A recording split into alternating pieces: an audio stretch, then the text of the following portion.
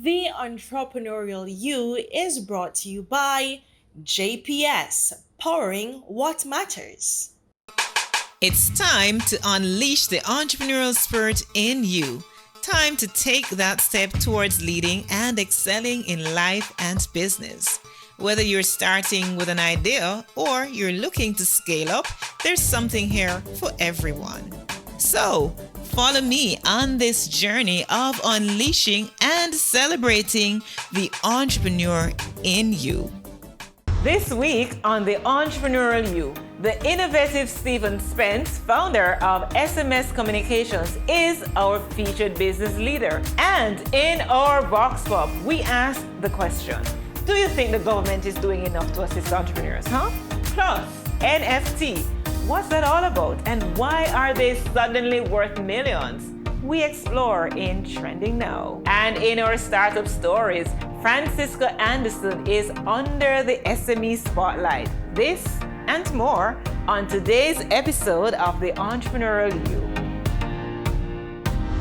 If there's an Mcommerce boom brewing in Jamaica, then Stephen Spence of SMS Communications is one of the top brewers in the industry. In 2007, the Young Entrepreneur Awardee was dubbed one of the 50 most influential men on the island by the Jamaica Observer. 14 years later, his business idea is just as relevant as it was back then. Making waves with short messaging services, we highlight Stephen's success on the Entrepreneurial You.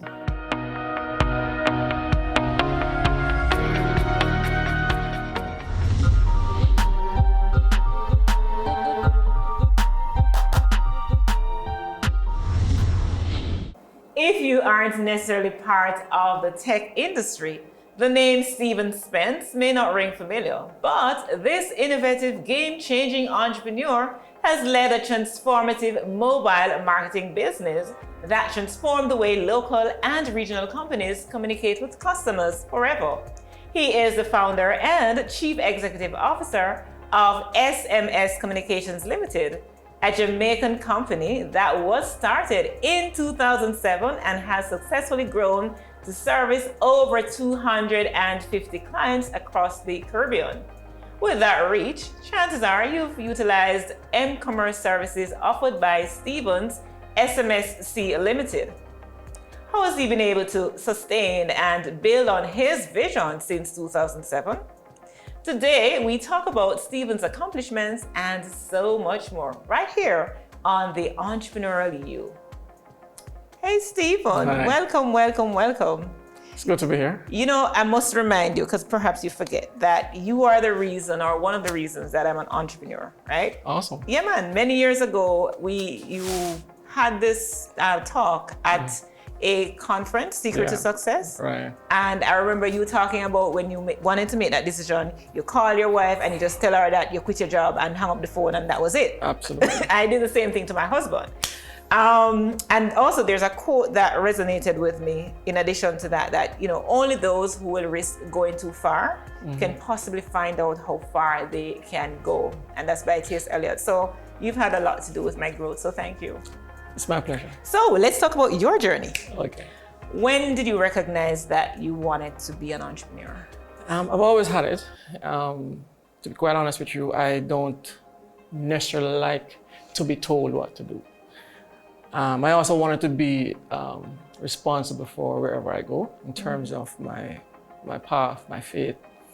And I just decided that I had to do something. If I'm gonna make $1, it needs to be my choice. If I'm gonna make $1 million, it needs to be mine. I don't want to be told how much I'm gonna pay you. So I was never somebody who's a fan of working for somebody. All right, so take us back to a little in your younger years. When would you say you would have made that decision, that intentional choice that I'm not working for anybody? At the time, I think I was at Heart Trust. And I had just started a company before. It was actually called You Can Tell at the time. And I realized I can't serve two masters because I wasn't able to devote enough time to that company as well as to what I'm being paid for with Heart. So I had to make a decision. And that's how I made a decision. I started walking on a path I had no idea where I would have ended, to be quite honest with you. I just knew I needed to do it. So I went ahead and jumped. And as it relates to tech, has it always been tech for you? No, because since that I've also ventured in many other companies that are totally different, different industries.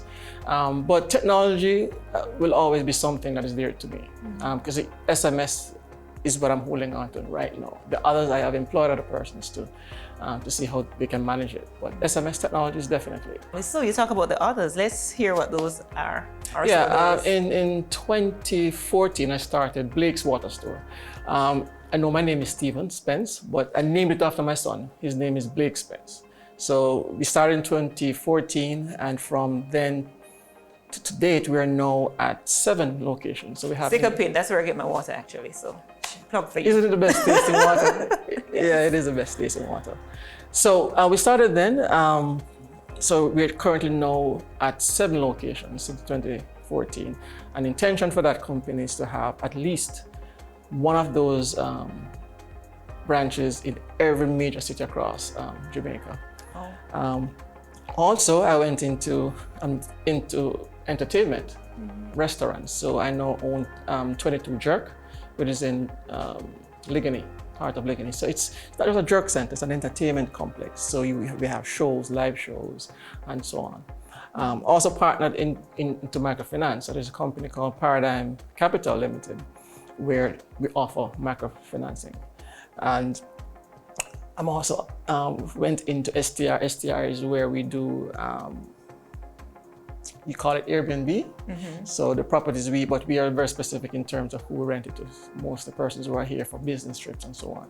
So those are the ventures that I have gone into since 2017. All right, so obviously you're a serial entrepreneur. And you talk about the fact that you've let go of the others, but you're holding on to SMS technology, SMS Limited. Why are you holding on to that one specifically? I guess it's because it's the first birth. And also there's so much more that can be done with it. As you said in starting that we are in 9 islands, but there are more. There are more islands, and as well as we're also in Europe.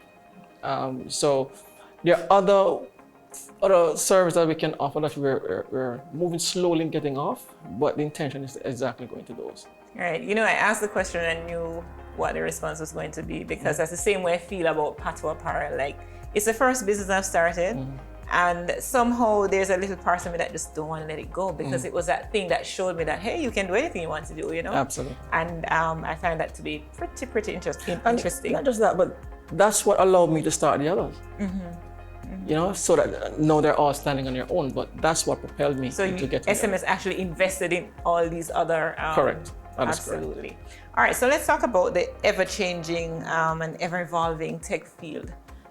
The requirements of that and the other business that you're doing. How do you manage to find, I don't want to say balance, but let me say harmony amongst everything? Yes, harmony, because there's no balance. I don't believe there's anything called balance. But, how do you harmonize your family, your recreational life, leisure, all of that thing, those are things. You mentioned leisure. It's I do what I love, so I really don't call it work, to be honest with you.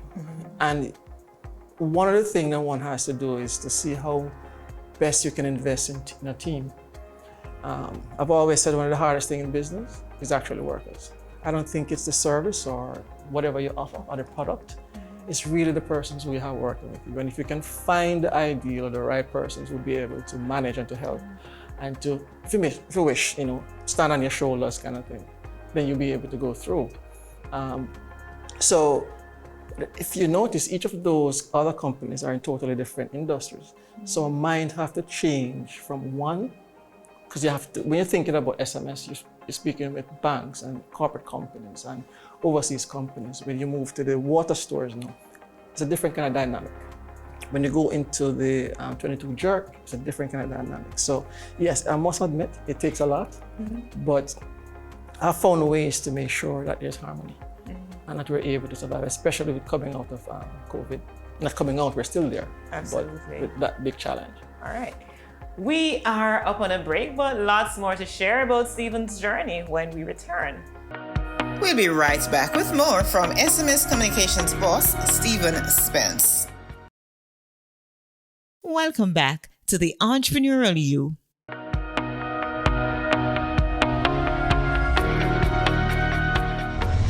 Welcome back to the Entrepreneurial You. With me today is the trailblazing technopreneur, SMS Communications founder and CEO, Stephen Spence. Stephen, what does it take to manage one of the fastest growing Mcommerce companies in the region?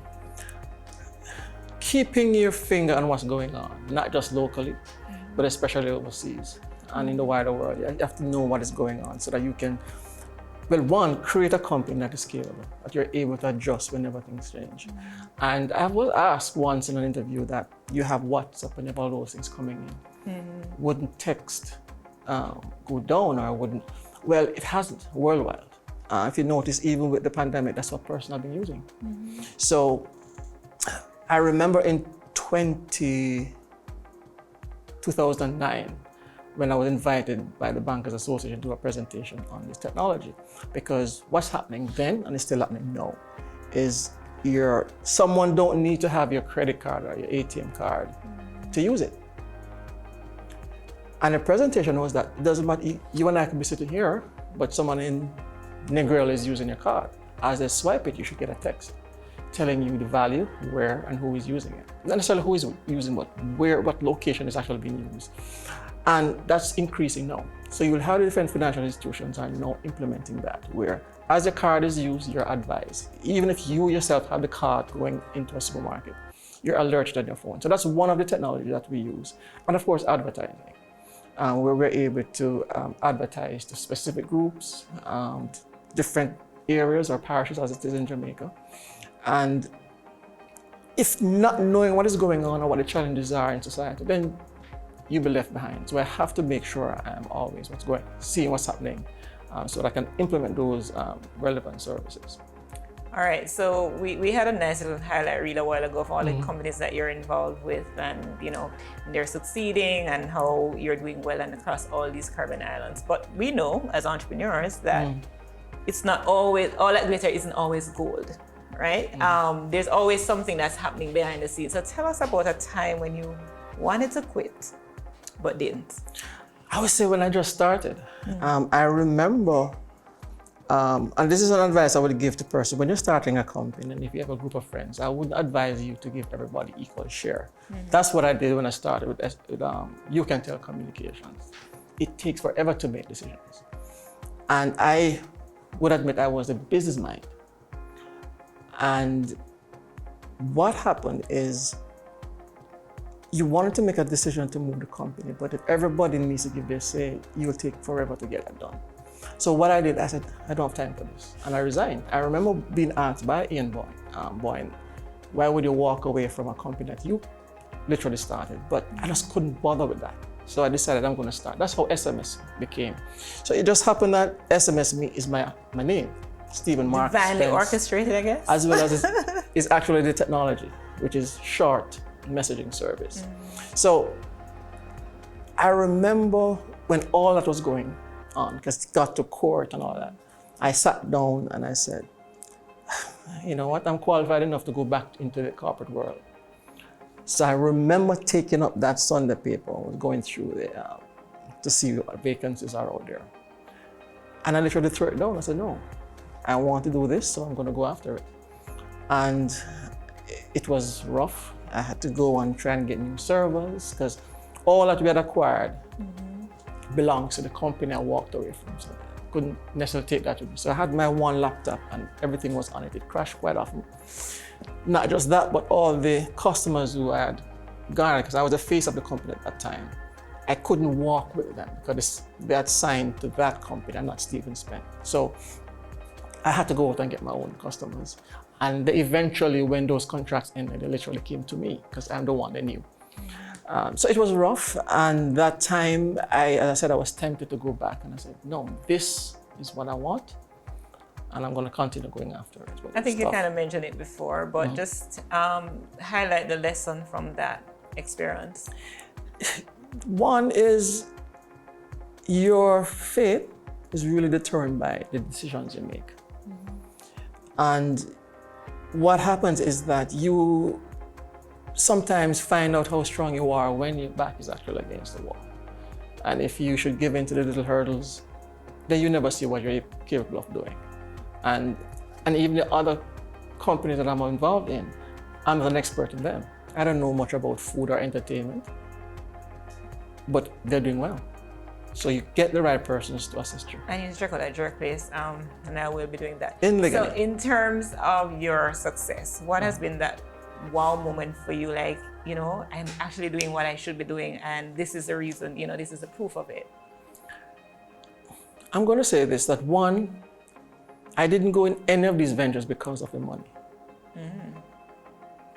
The wow is when you realize banks are using your service, other financial institutions, not just locally, but in the Caribbean and Europe, using something that you decided to put forward. So that's the wow moment for me, that you've created something that persons have actually started, they're seeing value in it and they're utilizing it. Stay with us. More on the Entrepreneurial You in a bit. Soon come.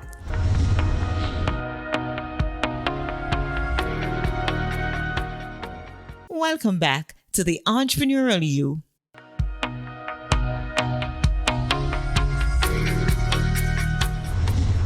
Welcome back. Stephen Spence, CEO and founder of SMS Communications, join us for an enlightening conversation today.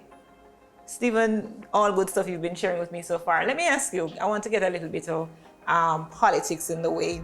What do you think about the digital divide that we're experiencing, or have been highlighted really as a result of the pandemic in Jamaica? So we see the rural areas don't have much internet connectivity, whereas in the urban areas it's a lot better. What do you think about that? It has to be, the gap needs to be narrowed, and the government can play a part in that, as well as the actual companies themselves. But they have to see the reward, and I think that's one of the things. If they're not seeing the reward in spending the amount of money to go there, they might not, or they might be very slow in doing it. So I think it's something that needs to be pushed, because whether or not we like it, technology is exactly where we're going. And you want to make sure it is accessible to everybody, every nook and cranny. I think that's one of the things I am able to do with SMS, that is, where you need to get a message across to somebody in the hill, a farmer, whoever, who has they call it a banger phone. You don't need, unlike other services, including WhatsApp, you don't need internet service or data to get across to that person. The text message will always be delivered. As the slogan say, your message delivered. So to get other services that require data, they have to penetrate these rural areas. All right, good thing you've mentioned that. So what difference have you seen in terms of your take over your services pre-COVID to now? Huge, it has increased. Just as when there's a drought, water goes up.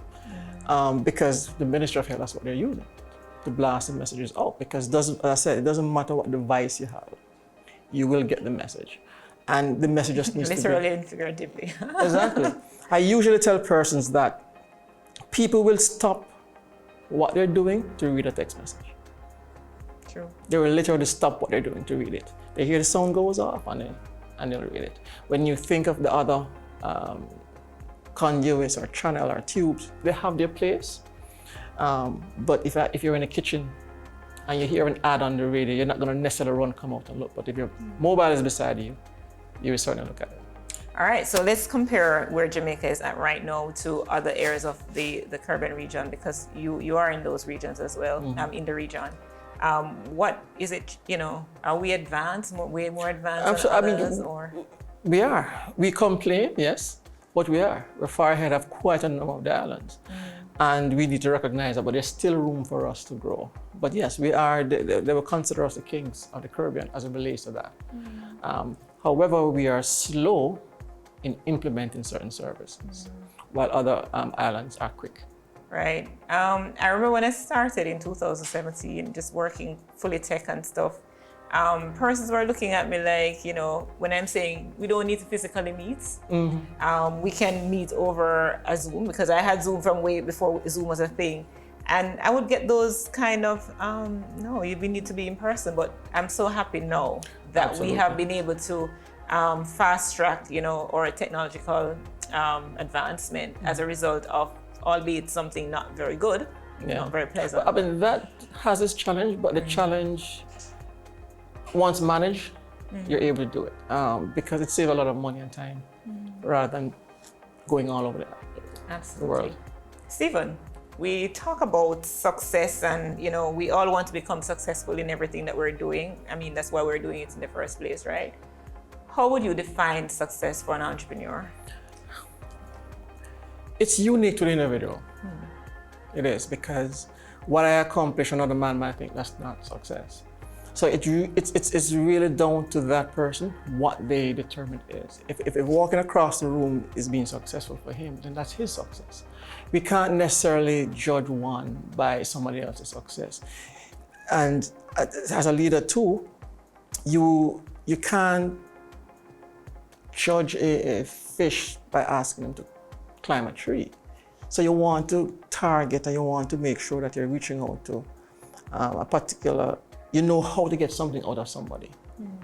And you know what to get out of yourself in being successful. You can't look at somebody and based on what that person does, you think, oh, I need to do that and better to be successful. It's really defined by what you classify as being success. All right. So let me ask you, first I'm going to ask you how you define success, right? As one. And two, that response, isn't it just a way that we normally color to hide failures, oh, success is what you define it to be. Well, for me, don't we define it by financial output? Right. But for me, success is accomplishing what I set out for. That's not reading it in a book. It's literally what I believe. I wanted this to happen, and I got it done, and beyond what I wanted. So for me, success is simply accomplishing whatever it is. I don't care how small or big it is to you or to somebody else, but if that's what you want and you've accomplished it, that's being successful. That's what I believe. You inspired me to start my own business. As a matter of fact, to quit my full-time employment and go in it full-time, my business that is. Who are some of the entrepreneurs that would have inspired you? Boy, I'm asked a question so often. I'm being very honest. I remember taking my son to school. He goes to Woolman's. And there's a gentleman who crosses the student across the road in his white jacket. He inspired me because every time I drive past, he looks like he loves what he's doing. He's always laughing and smiling and assisting the boys and girls across. So I'm inspired by him. Somebody would not consider him being very successful. I'm inspired by, for example, I met Dennis and Brad. I don't necessarily want to be like him, but there are certain things that he does and how he operates.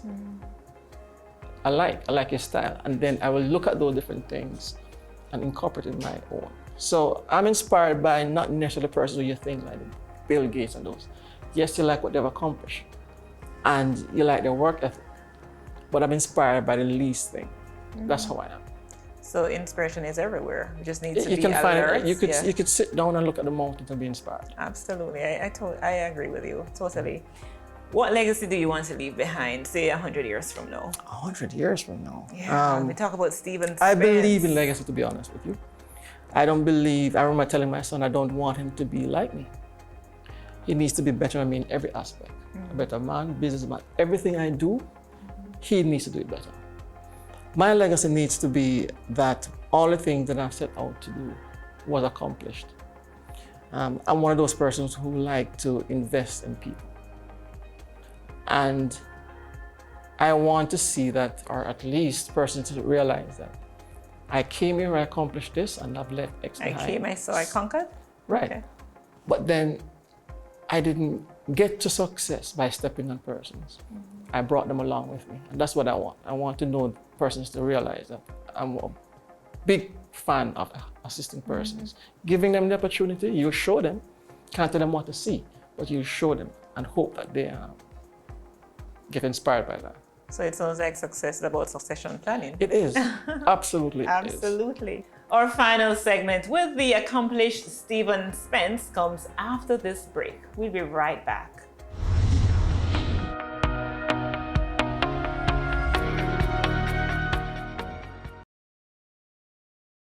Welcome back. Our guest today is Stephen Spence, CEO of SMS Communications.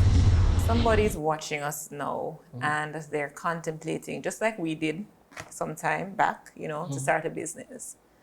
What one piece of advice would you give to that person to make that decision, like, let me do this? I would say time. What do I mean by that? Yes. Time is the biggest, most important asset you'll ever have. You use your time wisely. Why? Because if you're sitting down trying to have your plan perfect, it's not going to happen. You have to start. So your time is important. Start it, because you will not perfect at the initial point. As you grow and as you move along, you'll be able to make it better. Your time is important. Spend your time wisely. Yeah. I remember one of the things that led me to just quit my job and just go do this thing is that I thought about 10 years on the line, down the road, I'm not doing this. What would I be thinking, what if? And I didn't want to come back to the what if. So let me do it. Right. If I fail, whatever. But although for me, there's no failure. It's just teachable moments. Exactly. Yeah. Exactly. And the thing is, people run into things, I've seen so many of it, because I'm going to make money. Money should not be. Yes, you of course you want to make money, but that should not be your main reason. You have something that you're passionate about, the money will come. I tell my son all the time, the money will come, don't rush it. Because one, having money, being wealthy, rich, all of that, and they will say that, it changes people.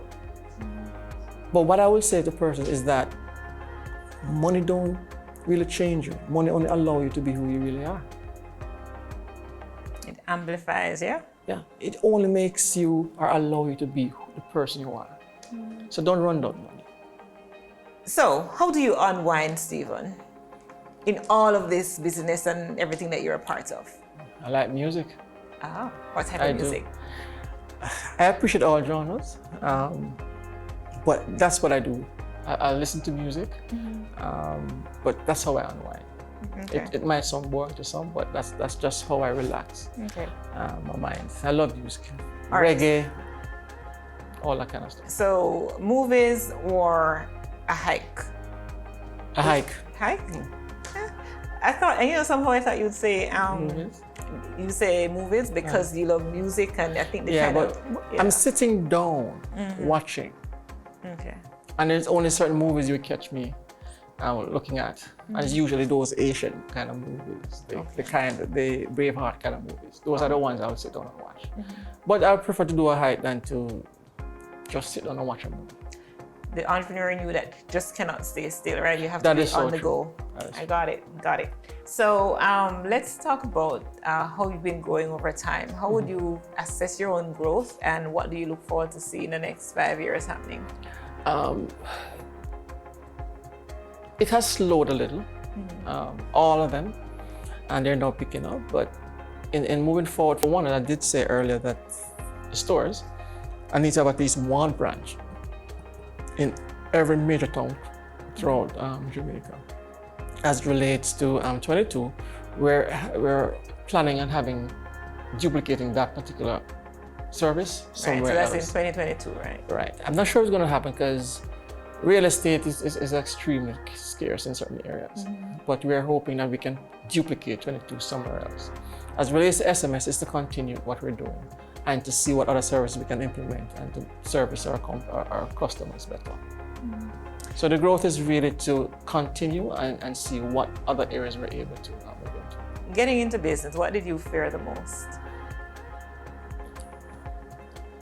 What I fear the most? I'm not sure I can put my finger on one. I know I just was looking forward to all the challenges because I don't like easy things. Yes, it sounds I don't like easy. My brain needs to be moving. So fear the most is probably just not being able to accomplish what you want, but at the same time, it stimulates you to even go further. So I would say I feared failure, Probably the only thing is just not being able to accomplish all within the time I want to. Fearless, no fear.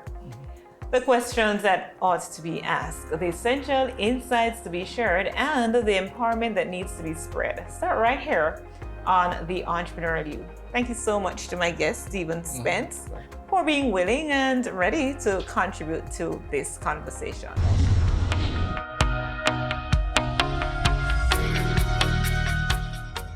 Coming up, we hit the streets to get the views of Jamaicans on our topic of the day, and we highlight another business trend you'll want to pay close attention to.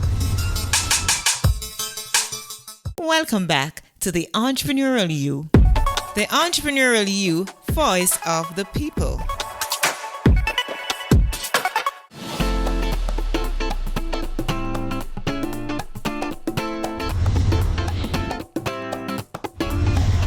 No, sir.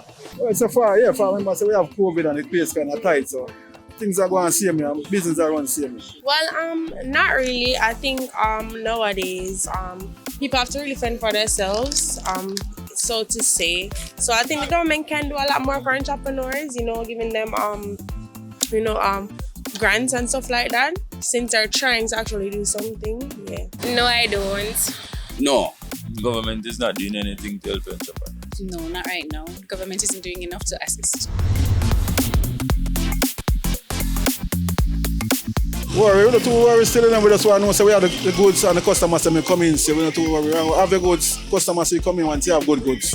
Customers may come in. Well, a lot of people, they don't have licenses and so on. So at any given moment, the government or somebody from, that deals and stuff like that can shut it down, and that would be their source of income. Losing sales, if you're doing service, not getting orders, not getting clients. The bottom line is profits. They want to make enough profits to make the business sustainable.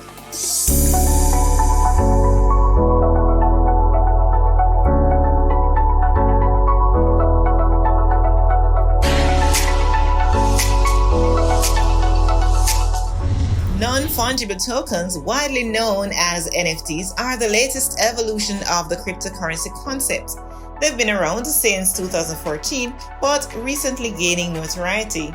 NFTs can be traded or exchanged one for another as one-of-a-kind digital representations of physical assets. They are essentially digital contracts with certain rules, such as the number of copies available for sale. Much of the current market for NFTs is centered around collectibles such as digital artwork, music, real estate, and sports cars, even tweets. So what triggered the latest internet obsession, you ask? In early March 2020, a group of NFTs in the form of artwork was sold for over $69 million. The sale set a precedent and a record for most expensive pieces of art sold thus far. NFTs exist on a blockchain, which is a distributed public ledger that records transactions. The blockchain technology helps artists and content creators, for example, get the opportunity to monetize their wares without relying on a gallery or auction house.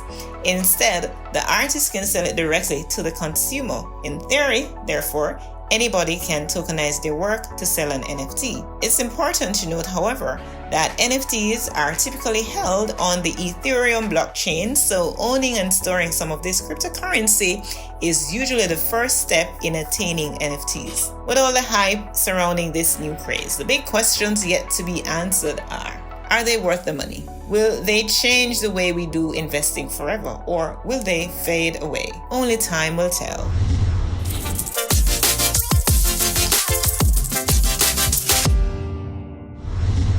Hi, I'm Francisca Anderson, HR Consultant and Managing Director of Strategic HR Concept Limited. I have over 15 years experience. What has inspired me to start this business? Simply the fact that I've worked over time with all the many large organizations in Jamaica, and of course some of them have international connection. In doing so, a couple of things I realized, and one major one is that there are not a lot of persons who are knowledgeable on HR and the benefit of having a strong HR presence within their organization, or as a matter of fact, giving guidance.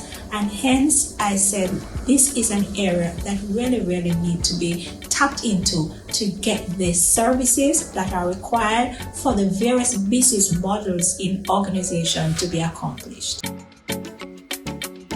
The business of Strategic HR Concept Limited speaks to the full package of HR, in that as it relates to the whole matter of recruitment and selection. If it is even that they are expatriates, we are also into working with our local ministries, etc., to get that done for a business.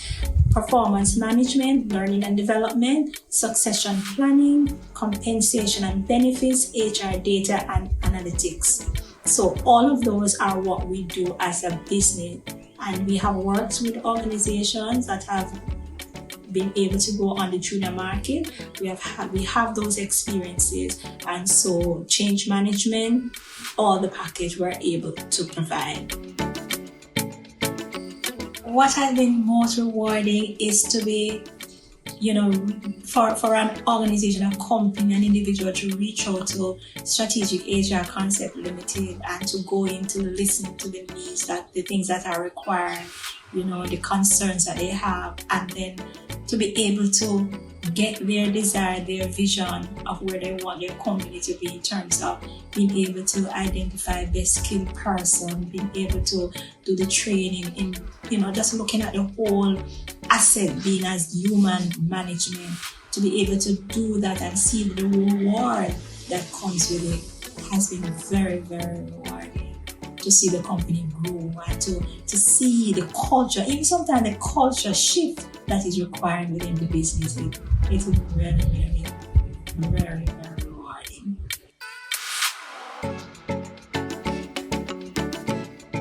What is challenging for us is the fact that because we're in a pandemic, it is important that we're able to properly market the business. And so that is the most challenging thing that is presenting itself before us now. But the truth is that here we are. This is another way, and we're marketing our business. That's Strategic HR Concept Limited.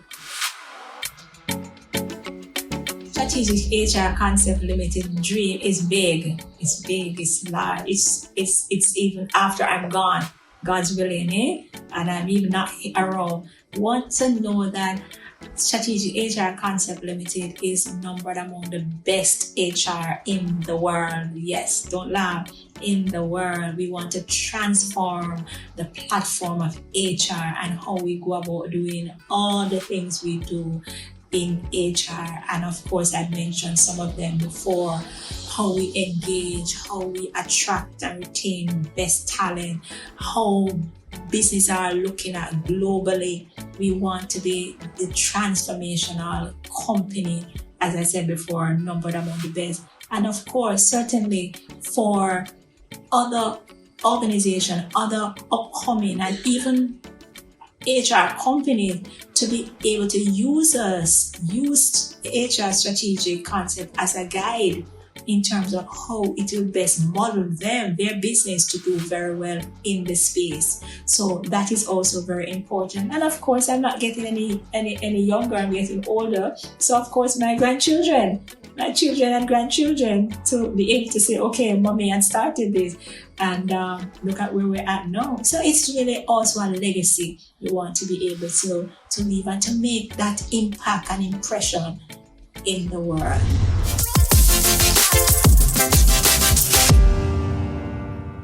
More on the Entrepreneurial You. Welcome back to the Entrepreneurial You. When I was fired from my last insurance job, and I don't believe in sugarcoating, so I'll just say I was fired because for 6 months straight I hardly sold anything, and they had a right to do what they did, and it was a business decision. And well, we parted amicably, but they had a right to do what they did. And the day I announced it on Facebook, an avalanche of instant messages and texts and phone calls poured into my phone. I couldn't stop it. All I could do was sit there and watch the phone as person after person after person after person who wrote, we're hiring, we've got an opportunity. If there's anything we can do to help, can I connect you to this person? Can I help you find this person? Do you want to enter to the hiring manager here? Do you want to come and work for us? It was overwhelming. I had never seen anything like it in my life. And it just goes back to that whole issue. You know, I like the concept of bootstrapping and being a rugged individualist. And Americans, we love that, right? But the truth is, there's no such thing as a self-made man. It doesn't exist. Your customers make you, your allies in business make you, your family makes you, your teachers and mentors make you. All of that comes together to comprise the man or the woman who's leading a business. And you only scale on the strengths and talents of the people you leverage around you. And therefore, I say, if we're going to build a successful operation off of relationships, then it makes all the sense in the world to be as generous and giving and present and sincere in your motives towards those people as you can. So I would, people knew me for that. They knew that for some reason, I could make a phone call and make things move. And the reason I could was because I didn't wait for other people to invest in me. I went ahead and invested in them. And then it creates that sense of reciprocity. So it wasn't necessarily about, now I've invested in you, now where's my cut? It was, now I've invested in you, and now I want to invest in someone else over here, and I want you to be part of that too, right? So it's a never-ending, ever-expanding universe of potential and possibility with 7 to 8 billion people on the planet. I mean, the sky's the limit in terms of what you can create. And really, I mean, if you put prosperity and wealth in the right order, right? If it's not at the absolute top of your priorities, it's important. It's not that we neglect it or ignore it or say, the hell with it. It's just, it goes in the right order. It comes after people and integrity and quality of your work, right? And that's why I say I'd rather provide $1 million worth of service than actually earn $1 million. Ideally, I'd like to do both. But before I can command that kind of money, I need to provide that level of service. Today's word of hope comes from Jeremiah 29, verse 11. For I know the plans I have for you, declares the Lord. Plans to prosper you and not to harm you. Plans to give you hope and a future. What good? Join us next week for another set of thought-provoking conversations with leaders, captivating futures, and an opportunity to unleash the entrepreneurial spirit in you.